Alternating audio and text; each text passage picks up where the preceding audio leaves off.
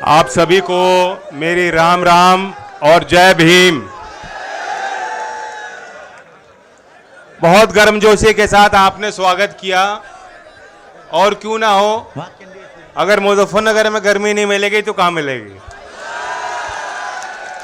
हमें और आपको आज कल्पना करनी चाहिए, आजादी तो हमें 1947 में मिली और आप लोगों ने अपने हड्डियों को गलाकर बड़ी कुर्बानी करके हमें वो तकदीर हमारी खोली और ये देश को आज़ाद किया। लेकिन उसके बाद भी संविधान के लिए हमें इंतजार करना पड़ा था। संविधान सभा ने 2 साल बहुत गहरा अध्ययन हुआ और बाबा भीमराव अंबेडकर जी की विजन, संविधान सभा की उन चर्चाओं को आप पढ़ेंगे। अगर आज विद्वान लोग बैठे हैं यहाँ, मैं आपको निमंत्रण देता हूं। 8000 पन्ने लग जाएंगे संविधान सभा की अगर चर्चा लिखी जाए। किसी ने गिनती करी है, 30 लाख से ज्यादा शब्द हैं। सारे विचार खुल के चर्चा हुई संविधान सभा में कि देश का स्वरूप कैसा हो, एक प्रगतिशील समाज का निर्माण कैसे हो, इस सामंतवाद का सामना करने के लिए एक समतावादी समाज का निर्माण कैसे हो।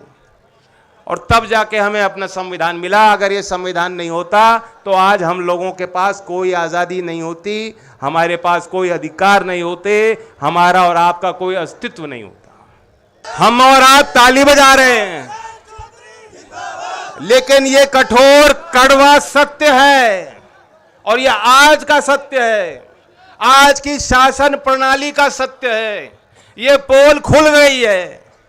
तरह तरह के वादे करके, बड़े लुभाने वाली बात करके आप लोगों की वोट इन्होंने बटोरी थी और वादे इतने अच्छे किए थे हर वर्ग को समझाने के लिए। अमित शाह जी आए, इस विधानसभा की बात बता रहा हूं, कह गए थे कि किसानों के घर 5 साल बिजली का बिल नहीं आएगा। बिजली का बिल आ रहा है, नहीं आ रहा? मीटर लग रहे हैं, कैसे दोगे बिल? भुगतान हुआ था 14 दिन में। अब वादा था, कह गए, उनको आपकी वोट चाहिए थी, ले गए। इन्होंने करोड़ों रोजगार देने की बात कही थी, कहां करोड़ों से धड़ाम करके गिरे हैं।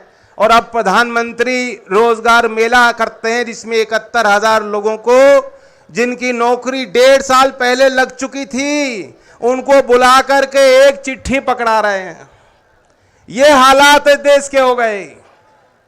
गरीब के हौसलों को ये लोग नहीं समझ पाए, गरीब के इरादों को ये नहीं समझ पाए, गरीब के सपनों को ये नहीं समझ पाए। अन्नदाता तो भगवान का रूप होता है और अन्नदाता किसान के साथ खेत में उसे खेत को जमाने में मेहनत करने वाला मजदूर भगवान का रूप होता है। ईंट पे ईंट लगाकर घर का निर्माण करने वाला श्रमिक भगवान का रूप होता है। अपने हाथ से और कारखाने में कपड़ा बनाने वाला बुनकर भगवान का रूप होता है। आज इस भरी सभा में पूछता हूं, क्या किसान और मजदूर और बुनकर जो भगवान का रूप है, ये अपने आप को धार्मिक बताते हैं? क्या ये लोग आपको मानते हैं? इन्होंने आपका सम्मान रखा? अभी हमारे आदरणीय मंजूर साहब ने बात बताई इलाज वाली, पहली बार सुनी, सब लोग हंसे। लेकिन यही बात हो रही है कि इलाज कर देंगे।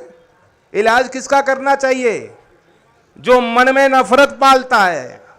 जो नफरत पालने वाले का तो ब्लड प्रेशर भी, पारा भी ऊपर चढ़ा होता है, वो कभी मुस्कुरा नहीं सकता। उसके अंदर क्रोध होता है, क्रोध। वो ज्वालामुखी कब फट जाए, किस पे फट जाए, किसी को मालूम नहीं। लेकिन हमारे लोग धैर्य वाले हैं, हमारे लोग मुस्कुराने वाले हैं, हमारे लोग हिम्मत वाले हैं। खेती तबाह हो जाती है, दाम मिलता नहीं मंडी पे, फिर जो है अपने आप को समेट के परिवार को हिम्मत के साथ फिर दोबारा जुटता है उसी काम पे कि कल नया सवेरा है। ऐसा हौसला होता है किसान का, ऐसा मादा होता है किसान का। और इसलिए 13 महीने किसी ने पूछा नहीं। सरकार ने जंजीर सड़क पे बिछा दी, पानी की बौछार, लाठी, गाली गलौज, जो कुछ भी सरकार के बस में था उन्होंने आपके आगे रोड़े तैयार करके बनाए। लेकिन वो आपका जज्बा था, आपका हौसला था, आप रुके नहीं, आप थके नहीं, आप हारे नहीं। और आज वो लोग जो कहते हैं कि चौधरी अजीत सिंह हमने हराए, तुम्हारे आगे कोई किसान कभी हारा और ना चौधरी अजीत सिंह जी हारे, वो तो जीत के चले गए कि उन्होंने भाईचारा हमारा बना दिया।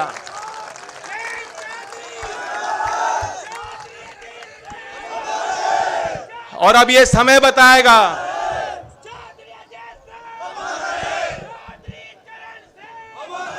ये तो समय बताएगा कि ऐसे आपत्तिजनक बोल बोलने वालों का आप लोग 5 तारीख में क्या करोगे, ये समय बताएगा।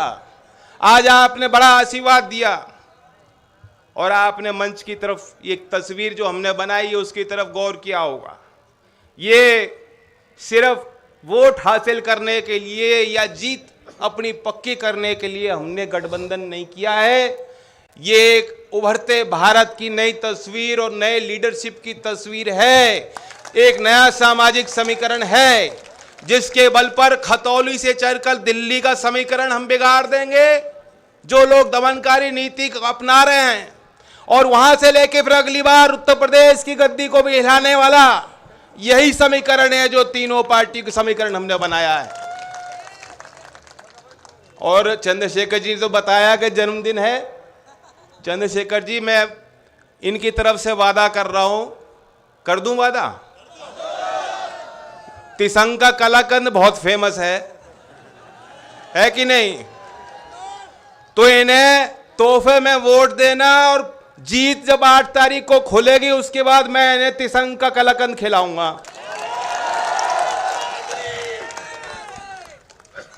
नहीं, मीठा तो ज्यादा पसंद है ही हमें।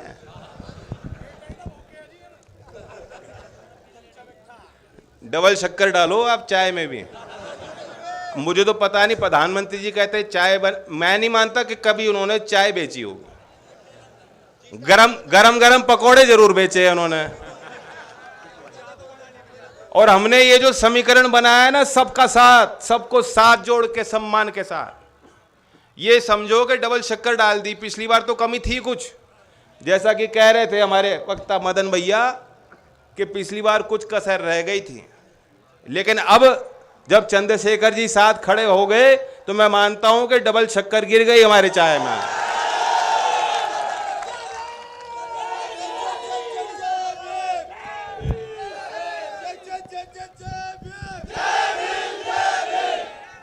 देखिए, बाबा साहब ने जो आप देखें उस कॉन्स्टिट्यूशन असेंबली की डिबेट्स को पढ़ेंगे, उन्होंने एक चिंता व्यक्त की थी।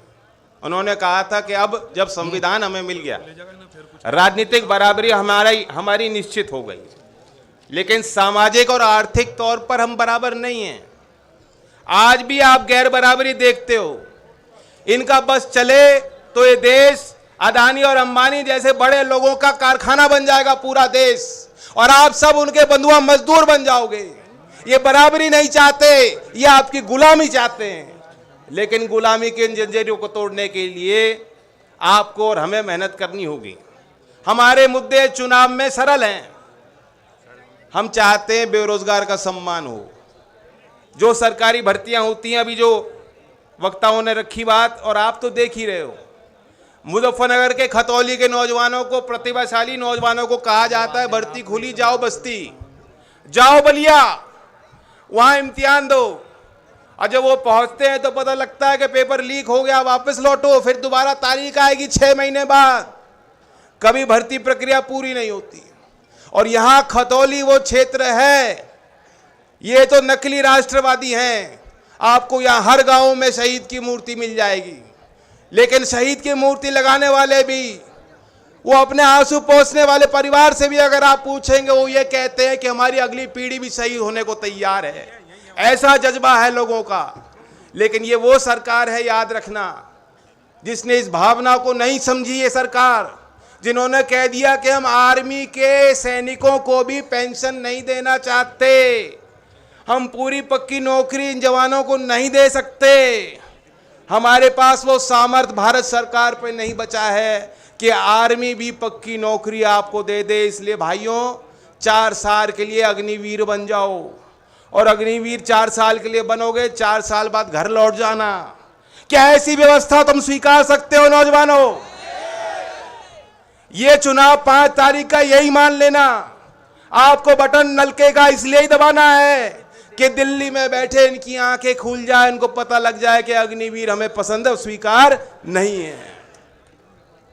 गन्ने की बात मैं कह दूं, गन्ने का तो रेट ही भी घोषित नहीं हुआ। दुनिया में ऐसा कोई काम नहीं, दुनिया में ऐसा कोई व्यापार नहीं, दुनिया में ऐसी कोई पूंजी नहीं बन पाती जिसमें जो उत्पादक है वो अपना माल दे दे और उसे मालूम ना हो कि हमें बदले में भाव क्या मिलेगा। कोई काम ऐसा नहीं है। बस खेती में उन्होंने ऐसी व्यवस्था बना रखी है, आज आप गन्ना गेर दो, 20 दिन पहले गेर चुके, मिल चालू चल रही है, उनकी कमाई चालू, उनका मीटर चालू, उनके घर की कमाई चालू। लेकिन आप अपने घर में बैठ के हिसाब भी नहीं लगा सकते कि कितना पैसा कब आएगा, कितना आएगा। ये सरकार की दुर्दशा है। ये सरकार अन्नदाता का अपमान कर रही है। इसलिए किसान भाइयों से अपील करता हूं कि 5 तारीख में कोई कारण हमें नहीं चाहिए, और एक कारण बना लो कि हम गन्ने का भाव घोषित कराना चाहते हैं, लाभकारी मूल्य चाहते हैं, इसलिए 5 तारीख में हैंडपंप का बटन दबाएंगे।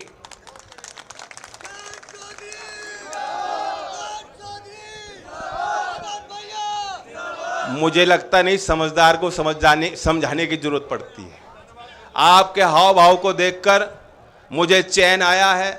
आने वाले दिनों में मैं भी आपके बीच रहूंगा, प्रयास करूंगा सभी गांव में हम लोग चलें। मैं अपील करता हूं समाजवादी पार्टी के सभी कार्यकर्ताओं से, आज़ाद समाज पार्टी के सभी कार्यकर्ताओं से, लोकदल के सभी वरिष्ठ कार्यकर्ताओं से कि गाँव में आप डेरा बना दें, जानसठ और खतौली के कस्बों में आप डेरा बना दें, घर घर तक संदेश पहुंचाएं और यही आशीर्वाद दें कि 5 तारीख में जैसा मदन ने कहा कि मदन खेकड़ा वाले नहीं, मदन खतौली वाले आपको बनाने हैं। धन्यवाद। जय भीम, जय भारत। चौधरी चरण सिंह, चौधरी अजीत सिंह, किसान मजदूर एकता, भाईचारा।